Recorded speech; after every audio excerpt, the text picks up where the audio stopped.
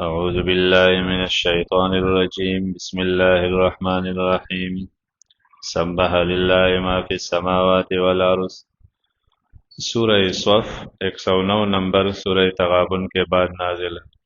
اس کا دوسرا نام سورۃ الحواریین بھی، تیسرا نام سورہ عیسیٰ بھی ہے۔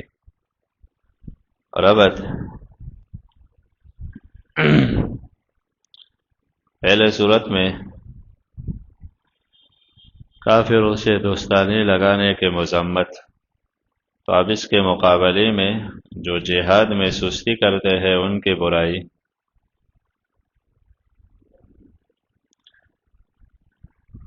نمبر 2، پہلے صورت میں یہ بیان تھا کہ کافروں سے تعلقات نہ رکھو جو تمہارے ساتھ لڑتے ہیں، تو اب اس میں لڑنے کی ترغیب ہے۔ تعلقات کیا؟ جو لڑتے ہیں ان کے خلاف لڑو، اور پھر اس کو تجارت کہا گیا کہ یہ بہترین تجارت ہے۔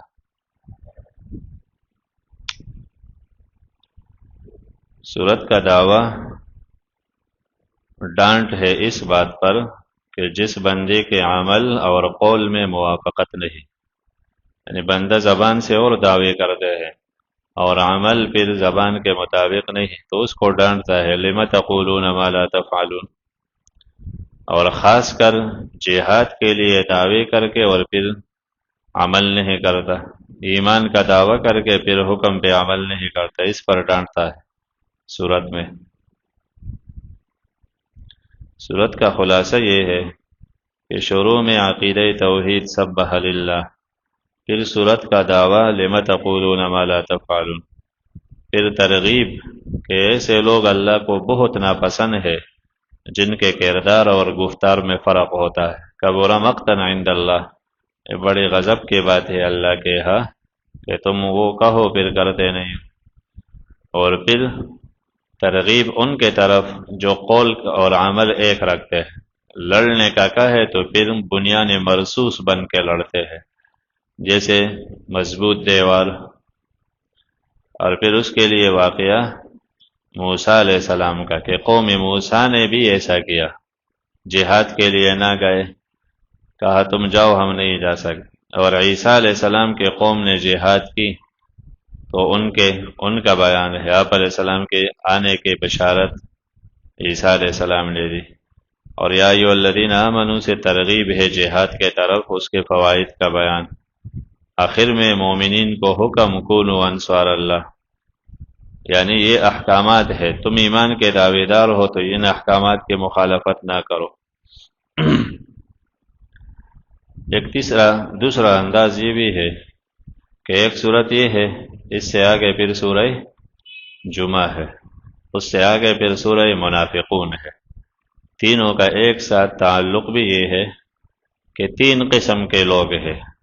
ایک علماء ہے، اہل علم، دوسرا مالدار ہے، مال والے، تیسرا سرفروش ہے، جان دینے والے، اکثر غربا وہ جان قربان کرتے ہیں۔ ان تینوں کی ذمہ داریوں کا ذکر ہے۔ پہلے ان کا جو سرفروش ہے، مجاہدین ہے، انہیں ترغیب ہے کونوا انصار اللہ، تم ایسے بن جاؤ، اور صرف دعوی کرتے ہو جان دینے کا پھر جان دیتے نہیں ہو، تو اس پر ڈانٹ ہے ان کو کہ یہ تو غضب کی بات ہے۔ دوسرے قسم سمجھدار علماء، ان کی ذمہ داری ہے کہ وہ وحی سیکھ کے اور صحیح تربیت کرے، پھر وحی سیکھ کے پیغمبر کے وارث ہے، بعث فی الامی، تو دوسرے صورت میں ان کا ذکر۔ اور اگر وہ علم کا لیبل ان پہ لگا ہے اور وہ وحی کے مطابق عمل نہیں کرتا تو پھر کمثل الحمار، وہ تو گدھا ہے، ویسے بوجھ پیٹ پہ رکھا ہے، قیامت میں جوابات دیں گے، اور تربیت اس کے مطابق نہیں کرتا تو ان کے لیے ڈانٹ۔ تیسرے قسم مومنین مالدار ہے، مالداروں کی ذمہ داری ہے کہ وہ مال کو دین کے مقابلے میں نہ لائے، بلکہ جتنا ضرورت ہے مال کو اللہ کے لیے خرچ کرے۔ حکم ہے تمہیں جہاد میں، اسلحہ میں، دین کے مقصد کے لیے غریب پر خرچ کرو، تو پھر خرچ کرو، اگر خرچ نہیں کرو گے تو پھر تم منافق ہو۔ سورہ منافقون میں اس کا بیان ہے۔ تو یہ تینوں صورتیں تین قسم کے لوگوں کی ذمہ داریوں کا احساس دلاتا ہے۔ شروع میں سبح للہ توحید، یہ اشارہ ہے کہ قتال کا فائدہ تمہیں ملے گا۔ اللہ تو پاک ہے، ہر عجز سے پاک ہے، اسے ضرورت ہی نہیں۔ پاکی بیان کرتا ہے اللہ کے لیے، جو مخلوق آسمان و زمین میں ہے اس کا تو سب تابع ہے۔ اللہ عزیز ہے، حکمت والا، احکام مان لو، اس میں عقل کی وجہ سے کیڑے نہ نکالو کہ یہ حکم ایسا ہے، یہ وہ حکیم ہے۔ اے ایمان والو، لم تقولون ما لا تفعلون، کیوں کہتے ہو وہ جو پھر کرتے نہیں؟ بڑے بڑے دعوے کر کے، تم پر اعتماد کر کے، اور امیر پیغمبر کوئی فیصلہ کرتا ہے اور تم پھر کام کے نہیں ہو۔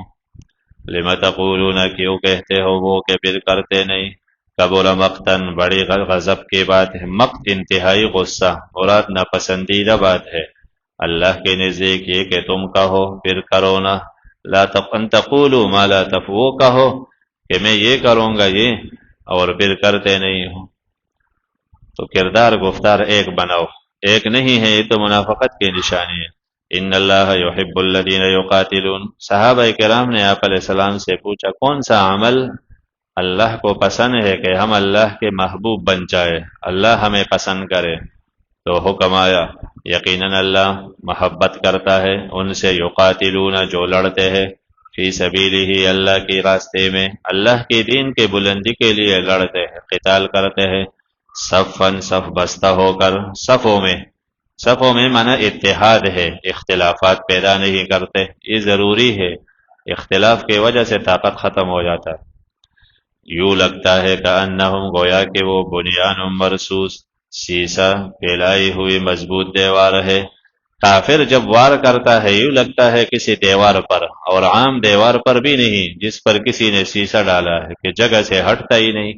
تو کافروں کے حوصلے توڑنے والے ایسے بہادر اللہ کو پسند ہے، اللہ ان سے محبت رکھتا ہے۔ تو جنت کے لیے مختصر راستہ ہے، چلے کاٹو گے، لمبے لمبے اعمال وہ طویل راستے، اور یہ آسانی سے اللہ کا محبوب بن جانا ہے۔ وَإِذْ قَالَ مُوسَىٰ لِقَوْمِهِ يَا قَوْمِ، ترغیب، اے مومنو تم بنی اسرائیل جیسے نہ بنو جنہوں نے اپنے نبی کو بہت پریشان کیا۔ جب کہا موسیٰ علیہ السلام نے اپنے قوم سے، میرے قوم لم تؤذوننی، مجھے کیوں دکھ پہنچاتے ہو، تو مجھے کیوں پریشان کرتے ہو؟ پریشانی کیا کہ ظاہراً دعوے دار ہو، اور جب میں حکم دو تو پھر جاتے نہیں ہو۔ پھر موسیٰ علیہ السلام پر الزامات لگائے، وَقَدْ تَعْلَمُونَ، حالان کہ تم جانتے ہو کہ میں رسول اللہ ہو، تمہارے طرف اللہ کا رسول ہو۔ فَلَمَّا زَاغُوا، لیکن موسیٰ علیہ السلام کی تقریر سے ان پر کوئی اثر نہ ہوا، سخت دل تھے۔ فَلَمَّا زَاغُوا، جب وہ پھر گئے تو اللہ نے پھیر دیا ان کے دلوں کو حق سے۔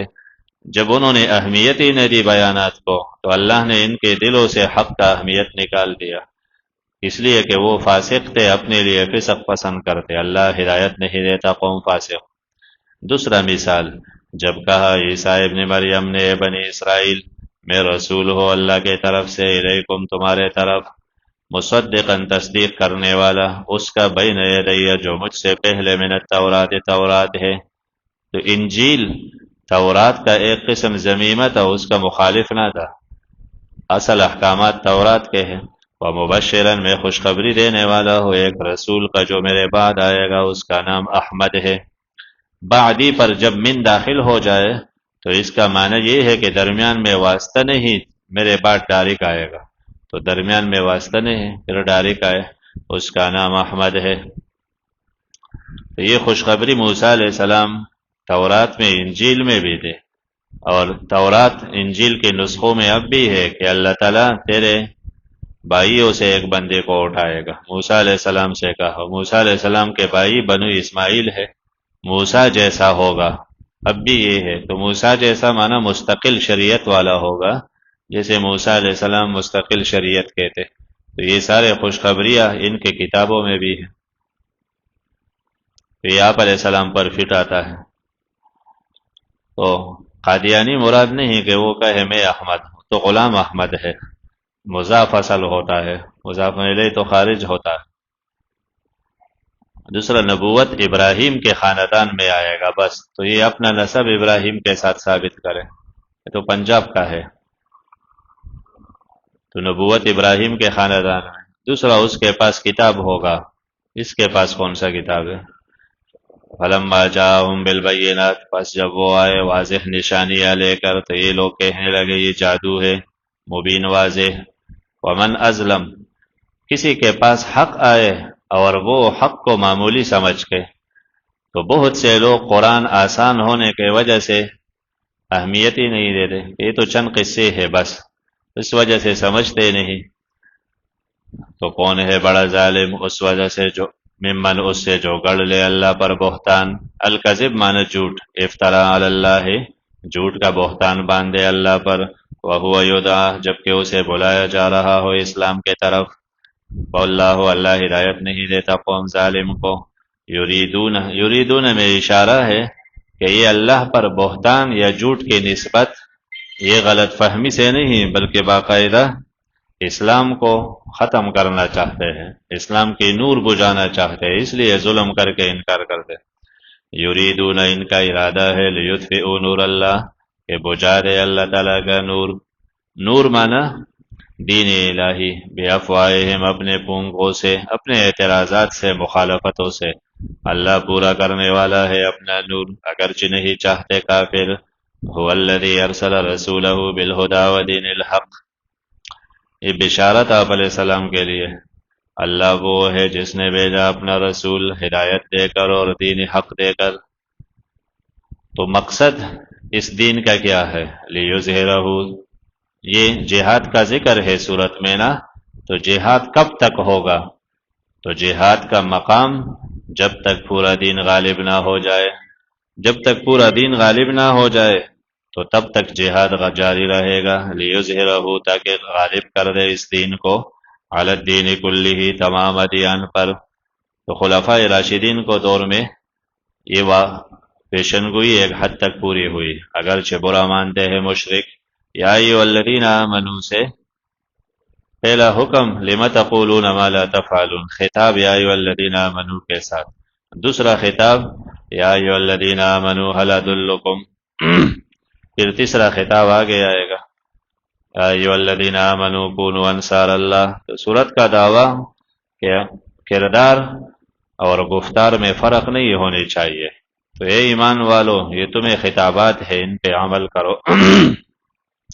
آیات میں ترغیب الی الجہاد ہے کئی طریقوں سے، اے ایمان والو هل ادلکم علی تجارہ، کیا میں تمہیں ایسی تجارت بتاؤں، تنجیکم، اس تجارت کا ایک فائدہ تمہیں نجات دے گا دردناک عذاب سے، وہ تجارت ہے کیا؟ بیان تجارت، ایمان رکھو اللہ اور رسول پر، جہاد کرو اللہ کے دین کے بلندی کے لیے اپنا مال جان لگا کر، ذالکم خیر لکم، ذالکم اشارہ کس طرف؟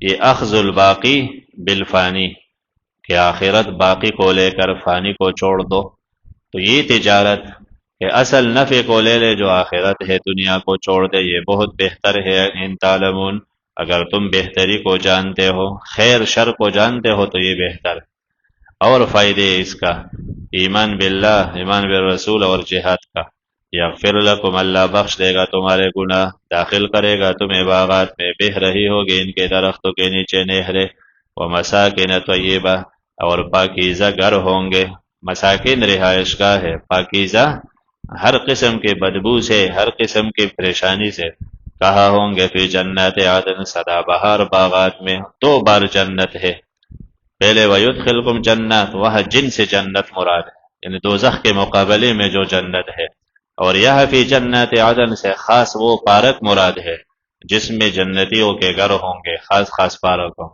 یہ عظیم کامیابی۔ وَأُخْرَى تُحِبُّونَهَا نَصْرٌ مِّنَ اللَّهِ،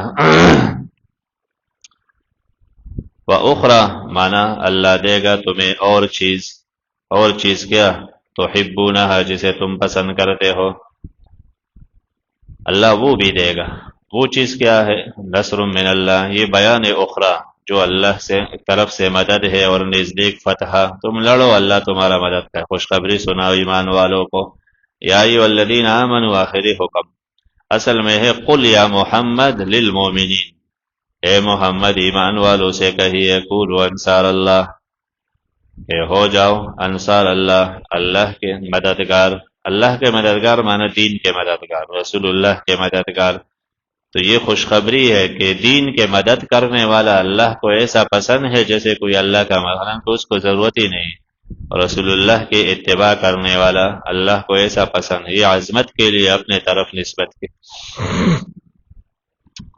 کما قال جیسے کہا تھا عیسیٰ ابن مریم نے للحواریین، حواریین مخلص دوستوں سے، حواری حور سفیدی کو بولتا ہے، تو ان کے اندر دل سفید تھے، جیسے ظاہر خوبصورت باطن بھی۔ بعض کہتے ہیں یہ چند شہزادے تھے بڑوں کے اولاد، ان کے دل میں ایمان نے جگہ بنا لیا۔ عیسیٰ علیہ السلام نے کہا من انصاری اللہ، کون میرا مدد کرے گا؟ اللہ من ذاہبا اللہ، اللہ کی طرف جاتے ہوئے، کہ میرا مدد تو شہادت کا صورت بھی بن سکتا ہے کہ اس کے لیے بھی تیار ہو، صرف زبانی مدد نہ ہو۔ تو مخلص دوستوں نے کہا نحن انصار اللہ، ہم تیار ہیں، ہم دین کے لیے مدد جو بھی قربانی ہو۔ بس ایمان لایا ایک طائفہ نے بنی اسرائیل میں سے، وکفرت کفر کیا ایک گروہ نے، ایک گروہ مسلمان ایک کافر، پھر ان کے آپس میں لڑائیاں بھی ہوئی۔ فأیدنا، تو ہم نے مدد کی ان کا جو ایمان لایا، علی عدوہم، ان کے دشمنوں پر، فاصبحوا ظاہرین، تو وہی رہے غالب۔